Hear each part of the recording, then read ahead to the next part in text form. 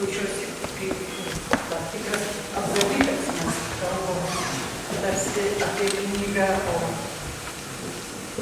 esam tie, kurie verčiam. Tai yra didžiulė atsakomybė, kai tu gali prisidėti prie to kūrinio. Ir kartu esdamas supranti, kad atėjęs yra tik tas, kuris gali padėti jiems.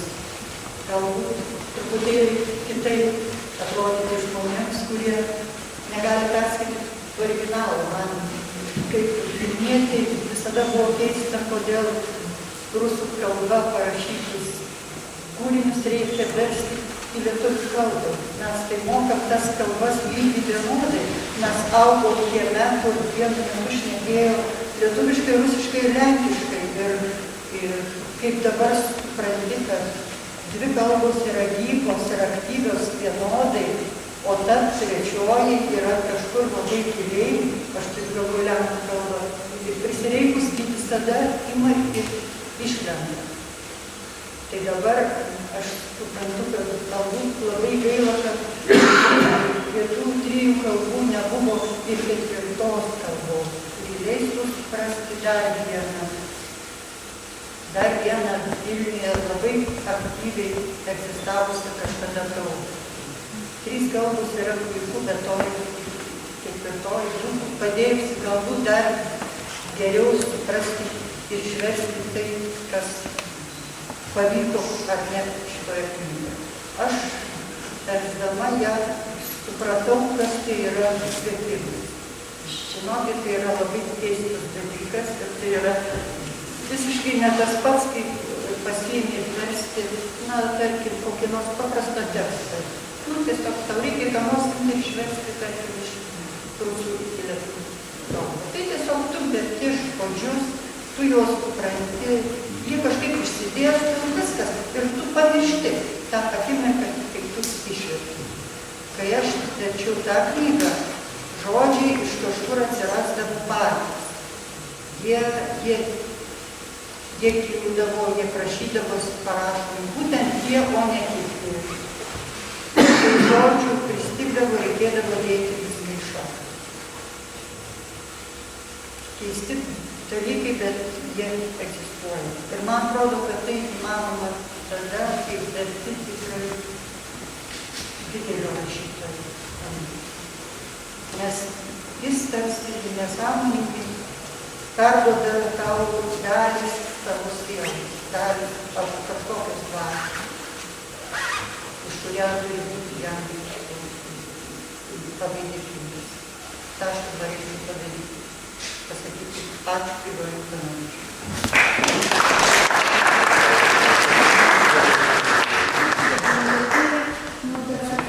Premijos vertimo komisijos narys, šitas Alvydas Šlekytės, prašom. Labą dieną. Man yra didžiulė garbė dalyvauti Liudo Davidėno premijos įteikime ir įteikti šios premijos diplomą, kurį pasirašė premijos mecenatas Jonas Davidėnas ir taip pat mūsų komisijos pirmininkės Ingrida Daugirdaitė įteikti šitą diplomą Grigorijaus Kanovičiaus sūnui Sergejui. Noriu kelis žodžius dar pasakyti apie darbą mūsų komisijoje. Aš turiu posėdžio protokolo kopiją savim. Komisijos nariai buvo išties, kaip ponas Petras Gražinas sakė, kompetentingi žmonės, nes net 2 iš 5 yra įvertinti Lietuvos nacionalinę kultūros premiją, tai fotografijos klasikas, gyvas klasikas ir legenda Antanas Sutkus ir poetas bei prozininkas Donaldas Kajokas. Taip pat dalyvavo Jūratė Sprindytė, kuri šiuo metu yra, ko gero, viena iš didžiausių autoritetų rašančių apie prozą ir, kaip jau minėjau, Solveiga Daugirdaitė bei aš.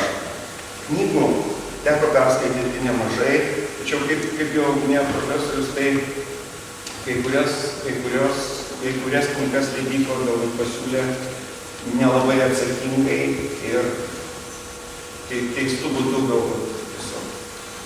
Arba jų įsivaizdavimas apie gerą literatūrą galbūt skiriasi šiek tiek nuo mūsų įsivaizdavimo.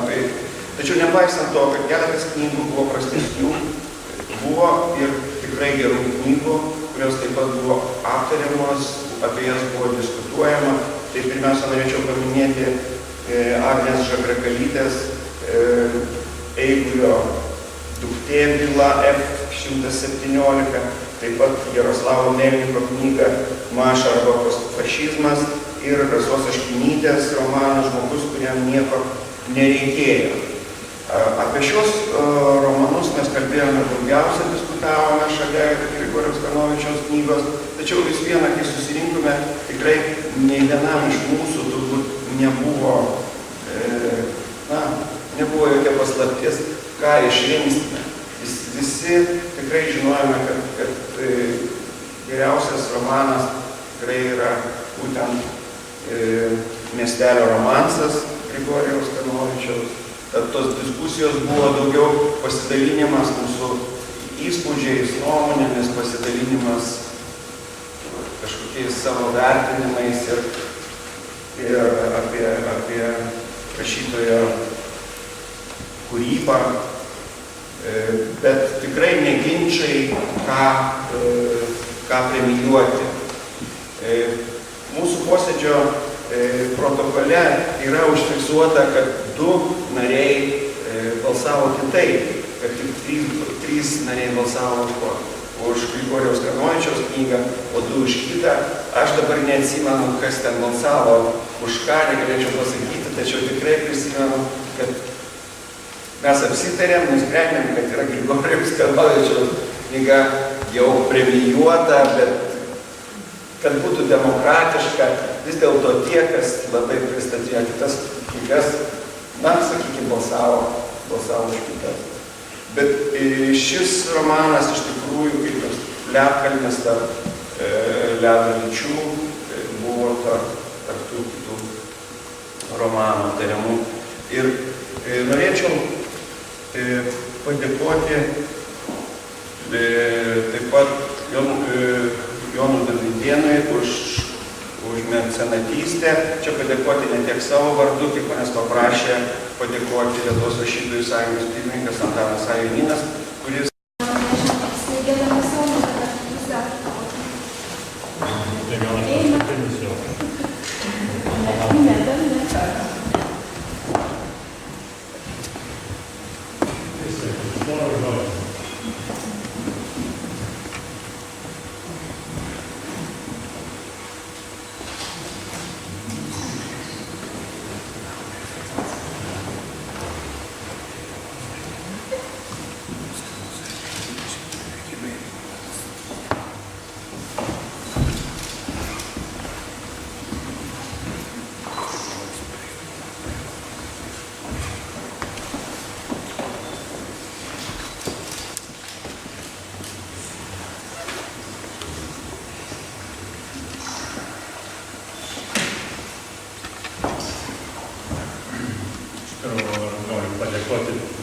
visiems, kurie čia šitas gražias iškilmes suorganizuoja, pagerbti Lietuvos rašytojus. Šį metą man ypatingai malonu, Vilniaus komisija išrinko poną Grigorijaus Kanovičiaus Miestelio romansą. Aš jau per daug metų buvau atidus skaitytojas, jo darbų ir visada buvau sužavėtas. Kanovičius ypatingai šiltai rašo apie gyvenimą, be kaprizų, be baimės, be jokių tuščių teisingumų ieškojimo. Jis atkloja, parodo pilną gražų gyvenimą žydų Lietuvoje. Be jo raštų man būtų beveik neįmanoma pamatyti to gyvenimo gėrybių. Jis nebado piršto į teisybę, bet atmeta ją savo švelniu žvilgsniu. Ir to užtenka. Va, pavyzdys. Autobusas, kuris visada vėlavo, ir Henka bijojo, kad Rocha nesulaukusi jo papėks. Kai jis privažiavo prie stotelės, būsimoji Martė padėjo savo kresnai palydovai įlipti į pustuštį salioną ir pasodino prie ją pirmoje eilėje prie lango. Kad Rocha galėtų matyti tai, ko niekada nebuvo mačiusi. Lietuvos kaimus, miestelius, žalias pievas, kalvas, upės ir miškelius, rūpintojėlius pakelėse. Ir javusias tarsi medžiai į priemonį pasišiaušiusias sodybas. Tai pasišiaušiusios sodybos. Tai įsivaizduokit, ar gali geriau kas nors apibūdinti tą Lietuvos vaizdą? Aš vieną kartą, kaip buvo parodos atidarymas, tai aš pasakiau, kad man rodėsi, kad ta daug Lietuvos yra įspūdingai nesušukuota. Aš nežinojau, kad kartoju Kanovičiaus mintį. Dabar žinau. Tai tas miestelio romansas yra apie Lietuvos gėrybės. Ir dabar jis pats pasidarė Lietuvos gėrybė visam laikui. Aš baigsiu su anekdotu poros dienų atgal. Buvo Volgos knygyne ir girdžiu, moteris kalba apie miestelio romansą su pardavėja. Tai pasikalbėjom, ji man sakė, kad jai labai didelį malonumą sukėlė, kai pirmą kartą skaitė Kanovičiaus darbą. Ji panaudojo stipresnį žodį, kuris geriau tinka mėgamajam. Aš paėmiau tą romansą, bet ji patarė pirkti 5 tomą rinktų raštų. Ir ten ne tik romansas, bet ir ta kitas šėtono apžava. Už beveik tą pačią kainą. Ir aš pagalvojau, nu gerai, už tuos pačius pinigus man bus 2 kailai.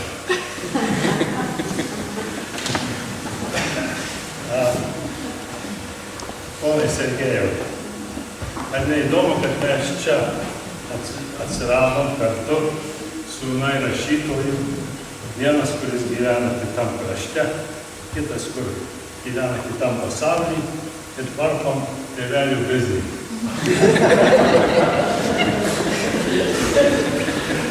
Ir manau, abiems šitas yra įdomus ir malonus darbas.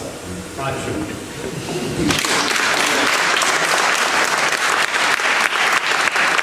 Tai šėlimas Sergejau, dabar gal mums kokių minčių susikaupė čia šioje salėje.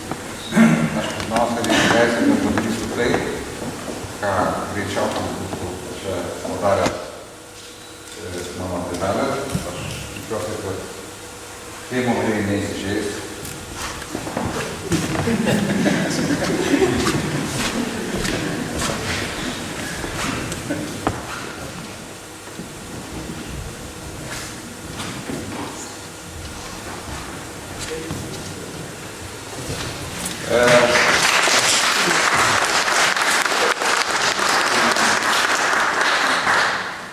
Žinot, man jau kiek pabodo kartot tą patį, kad sūnus už tėvą neatsako ir kad aš viso labo, reiškia, atlieku paštininko paslaugas šeimoje. Na, galbūt šiek tiek per daug kuplinuosi dėl to, kad iš tiesų tai yra didelė garbė ir didelis malonumas Bet tuo pačiu tai yra iš tikrųjų tam tikra našta, kadangi čia turėtų stovėti tas, kas tą knygą parašė, kas ją išgyveno. Na, bet esu tėvo sūnus, turiu tą pačią pavardę, turiu tam tikrų pareigų ir įsipareigojimų Lietuvai, kaip turi ir jis. Ir todėl aš leisiu savo truputėlį pasakyti kelis žodžius nuo savęs, o po to perskaitysiu trumpą tėvelio padėką visiems čia. Tai pirmiausia, vertinimo komisijos nariams turėčiau, manau, kad tėvas irgi pasakytų tą patį, kad yra labai garbinga ir laimėti, ir pralaimėti 3-2. Yra daug garbingiau negu, pavyzdžiui, kokia nors, reiškia, Vokietija, kuri sutriuškino Braziliją 7-1. Tai visiškai neįdomu. Tai aš manau, kad čia jokios tragedijos nėra, priešingai tai yra labai garbingas, gražus pasirinkimas ne dėl to, kad Kanovičių išrinko, bet kad yra tokia nuomonių įvairovė toj komisijoje. Jo labiau, kad yra Alvydas ir keli kiti romanai, kurie ten buvo išvardyti, kuriuos man teko skaityti. Ir jie iš esmės kalba apie tą patį. Ir tavo romanas, pavyzdžiui, ir Agnės romanas, kaip ir tėvelio romanas, tai yra, mano akimis žiūrint, tai yra vis tiek romanai apie atmintį, apie pagarbą tėvynei, apie meilę jai. Ir norėčiau pasakyti, kad ponui Juliui Dovinėnui, kad jo pastaba dėl bendro biznio yra visiškai, sakyčiau, vietoje, todėl kad tas žodis, aišku, yra toks sarkastiškai skambantis, bet taip netikėtai visai išėjo, kad būtų su broliu sugalvojame tėvo gimtinėje teikti tėvo vardo premiją, moksleiviams tiesa, Jonavos gimnazijoje, už geriausius rašymus. Ir aš manau, kad tai ne tik yra daroma iš pagarbos savo giminiai, savo tėvam, tai yra daroma tam, kad mes neužmirštume. Ir nebūtinai tų žmonių, ir nebūtinai tų pavardžių, bet kad mes neužmirštume vienas kito. Ir neužmirštume, reiškia, vienas kitą gerbti ir mylėti. Manyčiau, po to, kai tėvui buvo, žinot, kaip priimta, reiškia, kaip kiekvieną kartą, kaip čia iš tų turbūt senų laikų, kai kokia nors sukaktis, tai vis pakabina kokią nors, reiškia, medalį. Ačiū Dievui, kad jie dabar kitaip vadinasi, tai tėvelis, reiškia, tapo komandoro beveik, komandoro kryžių gavo 85 proga. Bet aš manau, kad jis pasakytų, kad šitą juostą, kurią jūs įteikėt, yra ko gero, na, tikrai tokia jautriausia dovana, kokią žydas gali gauti iš kitų. Tai dėkui labai. Ir norėčiau pasakyti dar, kad mano galva, čia kažkaip su Jonu iššnekėjom ir man kažkaip į galvą toptelėjo toks dalykas, kad aš savo tėvo nepamenu pykstant. Gerai. Aš jo pikto nepamenu, supykusio, susierzinusio, kas man yra gėda, nes aš labai dažnai susierzinu ir labai dažnai pykstu. Tai yra dar ko mokytis. Iš tikrųjų, jeigu galima ko nors iš jo mokytis, tai man, galbūt jos skaitytojams, tai yra, kaip jau sakiau, tų galbūt jau nuvalkiotų žodžių, bet jie iš tikrųjų neturėtų būti tokie nuvalkioti. Tai žodis meilė, kuris visada yra meilė savo artimam, kaimynui, tėvynei. Ir tas žodis eina greta visada, aš manau, jo romanuose, jeigu netiesiogiai, tai kažkur per eilučių paslėptas su viskuo, kas susijęs su atmintim. Ir Prieš perskaitydamas jo padėką aš leisiu savo perskaityti tai, kas man atrodo galbūt nesvarbiausia šitame romane, bet tai yra savotiškas iš tikrųjų suma sumarum žmogaus, kuris išgyveno tuo metu, kai jis baigė rašyti šitą romaną, jam buvo 82 metai. Tai pati romano pabaiga. Mano nelinksmus apmąstymus nutraukė Garvežio švilpukas. Netrukus aš visam laikui atsisveikinau su Jonava. Pasak mano išmintingos senelės Rokos buvo malonu gimti žydų, nebaisu senatvėje žydų ir mirti. Buvo malonu gimti žydų, lipdamas į vagoną, kartojo senelės žodžius. Tačiau to, kas praėjo, nebesugrąžinsi. Jonavoje, kaip ir kitose Lietuvos miesteliuose, nebėra kam gimdyti žydų ir nėra kam jų laidoti išdraskytose kapinėse. Gailu patikėti, bet nuo šiol tai pražudytai genčiai bent atgimti tik gyvose, tik ir gyvuoti tik teisingame, iškentėtame žodėje ir nepaperkamoje atmintyje. Todėl niekam nepavyks nuslopinti mūsų negestančios meilės ir dėkingumo protėviams. Nes tą, kas užmiršta mirusiosius ir patys užmirš jo palikuonis.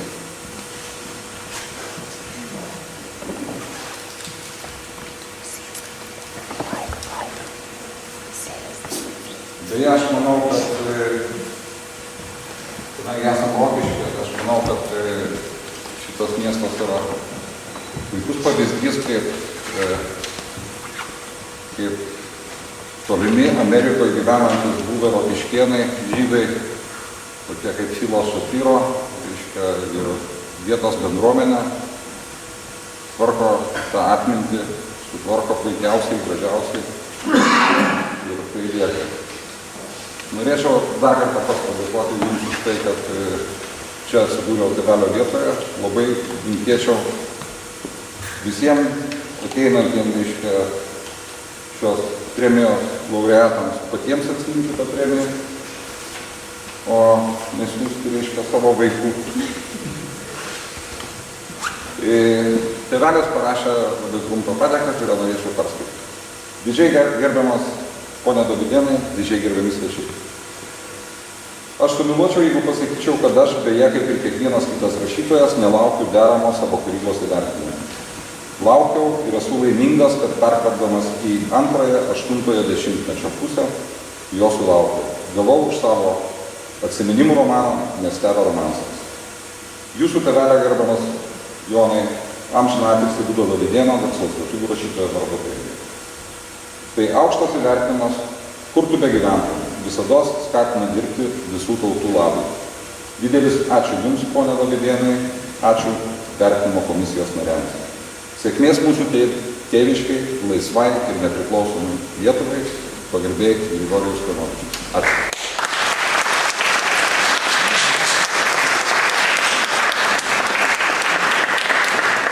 Kągi, štai šitas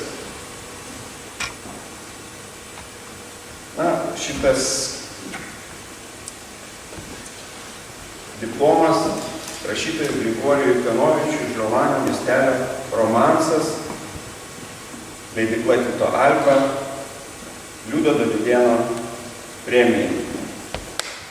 Leiskite jau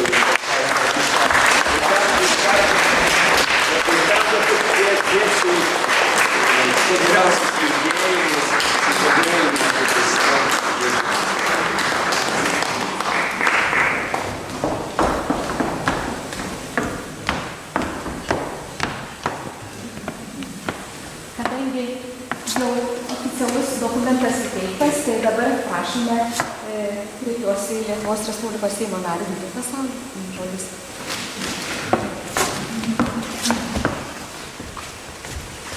Mėly rokiškėnai, žemiečiai, gerbiami svečiai, nebe pirmą kartą tenka dalyvauti Liudo Dovydėno literatūrinių premijų teikime. Ir kiekvieną kartą džiaugiuosi tuo, kad atsirado žmogus, kuris dar labiau įgarsino mūsų kraštėtį rašytoją Liudą Dovydėną, kuriam teko tokia nelengva gyvenimiška dalia. Ir kada pasigilini į jo biografiją, jo gyvenimo vingius, supranti, kad žmogus, ypač tais laikais, kada jam teko gyventi, susidūrė tikrai labai rimtom problemom. Ir kaip čia gerbiamas profesorius minėjo, galvose maišėsi tuomet visiems. Kažkas tai maišėsi. Esant tokiam sudėtingam istoriniam laikotarpiu, aš tikrai dėkingas be galo ponui Jonui, kuris ėmėsi šitos gražios iniciatyvos. Ir mes kiekvieną kartą susirinkdami tos premijos įteikimą vis tik tai keičiam vietą, mėtom pėdsakus, kad visas šitas veiksmas būtų kaip galima įdomesnis. Nuo mūsų dvaro menės, nuo koplyčios, prie artojų varžybų arkliais, prie čedasų. Tai matyt dar labiau mus kažkaip tai paveikia, mus labiau sujauna. Ir mes tikrai be galo dėkingi, aš tikrai nesileisdamas į jokius didelius apmąstymus noriu padėkoti. Pirmiausia, jums ponui Jonui. Ir man patiko paskutinės premijos 6-osios įteikimo metu Kajoko, kuris labai įdomiai pasirašinėjo jo baržose, Don Kajokas. Tai jis sakė, kad mūsų rašytojo tas darbas, kada jau knyga yra sukurta, tai jis sakė, iš jo koplyčia, tai jau labai gražu, kaip ta rožė. Bet kol ta knyga sukuriama, tai tenka labai daug ir dažnai įsidūrti. Aš jums, ponas Jonai, įteiksiu ne rožę šį sykį. Aš rožės noriu įteikti ponui Sergejui.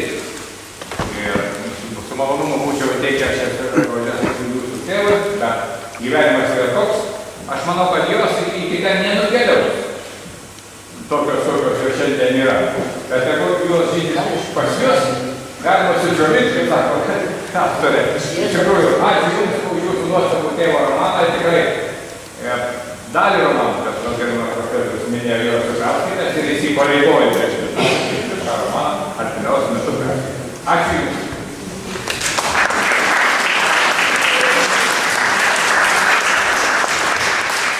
Kadangi šiandien kalbame apie knygas, tai aš ponui Jonui tikrai norėčiau 2 storas knygas įteikti. Su labai tokiu simboliniu pavadinimu.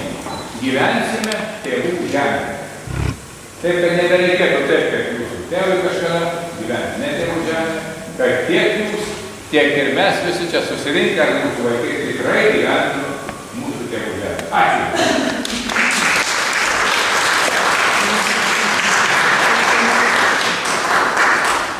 Ačiū komisijai, kuri matyt, žinot, balsavimas turi istoriją toks, kaip čia pasakė.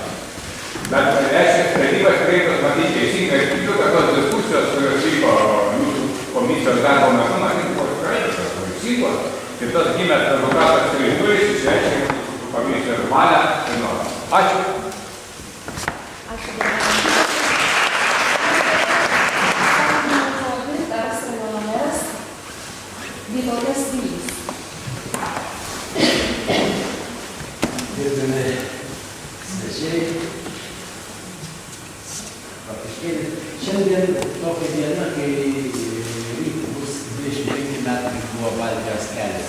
Mūsų Baltijos valstybių būtent atgavome nepriklausomybę.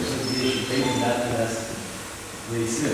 Ir skaitant Vilios Nošės knygą, kurią man buvo paskolinsi bibliotekos vedėja. Ir kažkaip tai nusikėlė tuos laikus, kai buvo.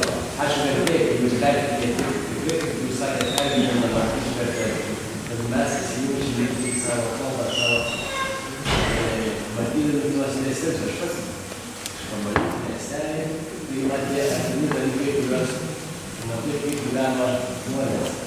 Tai mūsų žydų tauta, būtent tokiais laikais ir dabar pakankamai neramūs, įvairiuos kraštuos. Mūsų tai simboliška, kad mes žydų turim daug ko mokytis. Mokytis tik gyvenime. Man teko bendrauti su Lietuvoje iš Izraelio,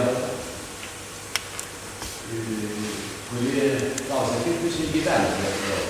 Mūsų iš vienos pusės, o kitos lenkijos, visą jūs kalbate lietuviškai. O kaip jūs 5,000 metų kalbate? Jidiš kalba arba hebrajų. Mums be abejo labai daug reikia mokytis, suprasti, pasiskolinti iš kitų tautų, iš kitų mūsų bendrapiliečių, būtent tai, kad mes išliktume. Ir matyti, šiemet, kaip tai komisija išrinko gal sutapimus, galbūt ne, būtent dabar labai svarbu vieni kitiem padėti, bendrauti, išlaikyti savo istoriją, savo kultūrą. Gerbiamas Jonai, jūs, nežinau, kaip gerbiamas savo Dievo literatūrą, gerbiamas savo kalbą, jūs rišite, jūs kartu Amerikos išėjus tarp Lietuvos nedidelė šalis ir Lopšys, kaip sako, Lietuva mažas, bet kapas didelis visas pasaulis.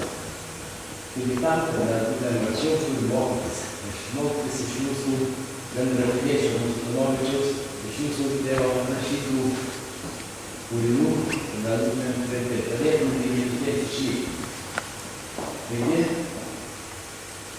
ačiū Jums, gerbiamas Jonai, kad Jūs įsteigėte tą premiją, kad Jūs sugulėte mūsų visus, kad Jūs, tuo pačiu garsime Prokaškėnus, ir mes ir Prokaškėnus, tokį turime rašytos, garsime mūsų visą Lietuvą. Ir tai, be abejo, smulkmena kalbos, sulėjom papusim porą valandų, galbūt 3, bet tai mūsų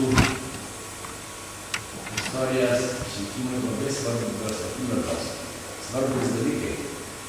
Tie, kur mes turim savo istoriją, turim saugom savo vaikams, savo kaimynus, savo bendrapiliečius. Taigi norėtumas pasakyti mūsų krašto rokiškį, kuris kaip 17 metais fotografuotas. Galbūt jūs perduosit gerbiamam visų Dievo. Izraelį palinkėsite jiems seklustam, ramūs laikytis, galėtų nors sakyti, galbūt atvėti pas rokiškį.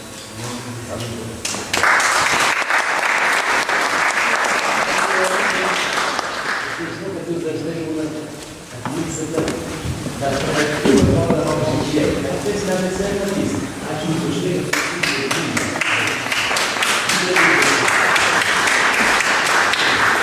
Ačiū visiems, ačiū bibliotekos vedėjai, tam, kad jūs subūrėt, sužaudėte jūsų nekiniai nuostatus. Ačiū visiems.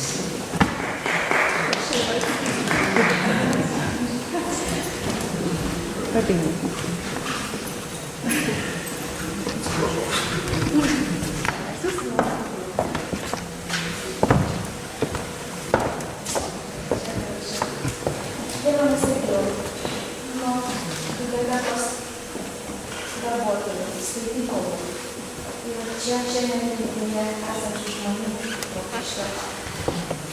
Perdodant jums sudėtingą apjuostę gerbiamą Rašytoją Ivanovičių šią lietuviškų spalvų juostą, kurią išaugę iškėlės, lygiamas įkėlės. Ir įteikdama tą juostą jums noriu, kad perduotume gerbiamam rašytojui mūsų tokį palinkėjimą, kad šiomis dienomis jam saugiausia būtų prie rašytojo stalo. Ir norisi jam 1000 kartų dėkoti už tą mintį, kurią jis yra pasakęs, kad pasaulį išgelbės tik meilė, bet kada mes apie tai galėsime galvoti, bet vis tiek turėtume pasveikės. Tai atjuosite jūsų tą šią juostą pačiam žymiausiam lietuvių kilmės žydų rašytojui.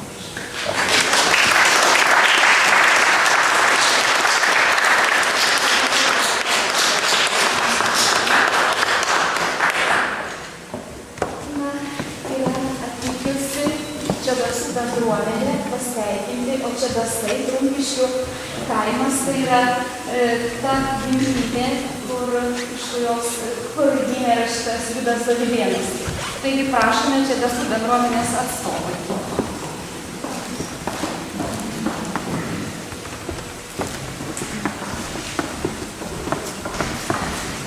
Atsiprašau, dažniausiai čia Dasų kaimo bendruomenė. Džiaugiamės čia labai gražia šventė, kada ir vėl įteikiama garsiam rašytojui Liudo Dovydėno mūsų kraštiečio premija. Taip pat mes džiaugiamės ir tuo, kad čia liktai mūsų šventė, nes vėl paminimas Trumpiškio kaimelis. Čia Dasai, kur prasidėjo rašytojo Liudo Dovydėno gyvenimo ir kūrybos kelias. Šio dovanojimo, premijuojimo autoriaus knygos turinys mums labai kažkuo tolydėniškas, nes rašytojas labai paprastai, labai perteikia žmonių gyvenimo buitį, jų santykius, tiesiog labai mielas skaityti. Taip pat mes labai dėkingi rašytojų sūnums, Jonui Davidėnui, Sergejui, už jų tėvų kūrybą, už jų pačių rūpestį. Ir tai, kad mes galime tai pamatyti, tai pasiekti, labai jums ačiū.